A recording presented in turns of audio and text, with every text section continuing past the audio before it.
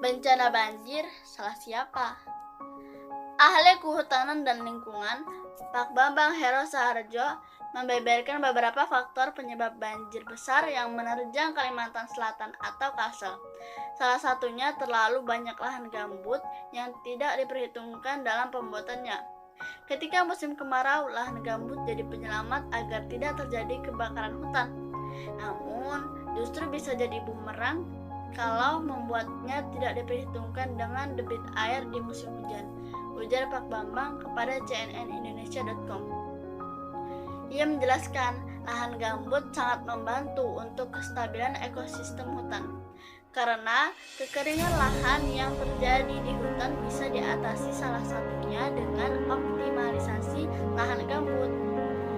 Karena gambut ini sensitif ya, dia benar-benar diurus, kalau tidak justru ini bisa menjadi bencana yang merugikan masyarakat nantinya, kata Pak Bambang.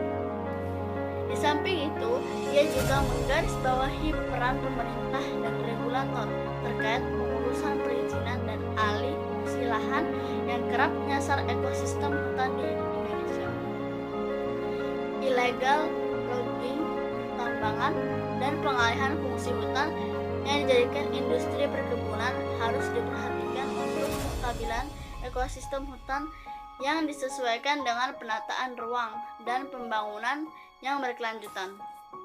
Pak Bambang juga menyayangkan kebakaran hutan yang kini masih sering terjadi di hutan Kalimantan Selatan yang sudah sejak tahun 80-an telah melahap paru-paru dunia. Adanya bencana alam di Kalsel, Pak Bambang berharap mudah-mudahan apa yang terjadi ini tidak diselesaikan dalam waktu seminggu saja, tapi harus konsisten berkepanjangan. Jangan coba-coba bermain dengan alam, ujarnya. Di samping itu, koordinator kampanye Walhi Edo Rahma juga memberikan pandangan serupa terkait banjir yang menenggelamkan hampir 10 kabupaten atau kota di Kalimantan Selatan. Ia menambahkan alih fungsi lahan hutan menjadi pertambangan batubara dan kelapa sawit menjadi penyebab hilang kestabilan alam. Terlebih, di Kalimantan Selatan terdapat pegunungan Meratus yang rencananya akan dijadikan tempat eksplorasi tambang oleh pihak swasta. Di Kalsel itu terdapat pegunungan satu-satunya yang masih tersisa. Ini menjadi penyangga ekosistem alam di Kalimantan Selatan. Kalau dijadikan tambang dan dikeruk, habislah semuanya, tuturnya. Lebih lanjut, ia menilai hampir setengah dari lahan hutan yang ada di Kalimantan sudah diambil alih korporasi untuk dialih fungsikan menjadi lahan usaha yang tidak memperhitungkan dampak kerugian masyarakat ke depannya. Ia berharap kepada pemerintah untuk lebih serius menangani fenomena-fenomena alam yang muncul dan merugikan masyarakat. Fenomena ini menjadi sinyal untuk pemerintah agar bijak dalam membuat regulasi dan memberikan ketegasan kepada pihak penguasa yang berpotensi merusak alam. Bencana yang sedang melanda seluruh penjuru Indonesia ini memang membuat kita sedih.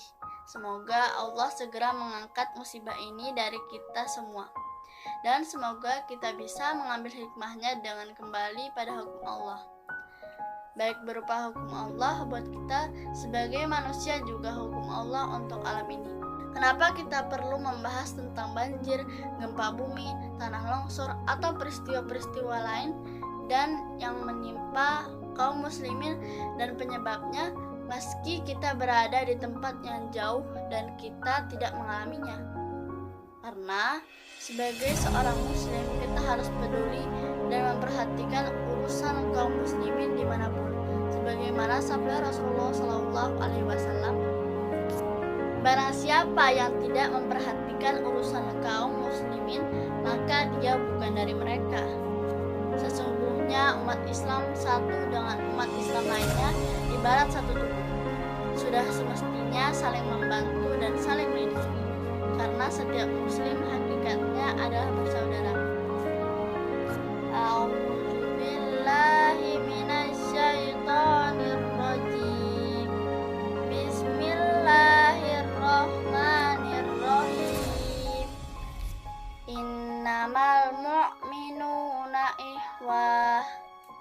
yang artinya orang-orang beriman itu sesungguhnya bersaudara. Quran Surah Al-Hujurat ayat surah ke-49 ayat 10. Oleh karena itu, Allah sangat suka kepada muslim yang mau membina persahabatan, persaudaraan, dan persatuan layaknya bangunan yang kokoh, lebih-lebih dalam upaya membela agama Allah. Quran Surah ke-61 ayat 4. Selain itu, di balik peristiwa banjir dan bencana lainnya, ternyata ada andil manusia. Di antaranya adalah tidak menetapkan aturan Allah dalam mengelola alam ataupun dalam menjalani kehidupan, sehingga Allah menimpakan azab yang tidak hanya khusus orang-orang yang zalim atau orang-orang yang berbuat kemaksiatan. Sehingga langkah berikutnya kita harus melakukan amar ma'ruf nahi munkar atau saling nasihati dalam ketaatan kepada Allah Subhanahu wa taala. Dalam khususnya adalah melakukan muhasabah atau koreksi terhadap penguasa, sehingga mereka hanya mengambil hukum Allah dan yang bisa mendatangkan keberkahan dari langit dan bumi. Wallahu a'lam.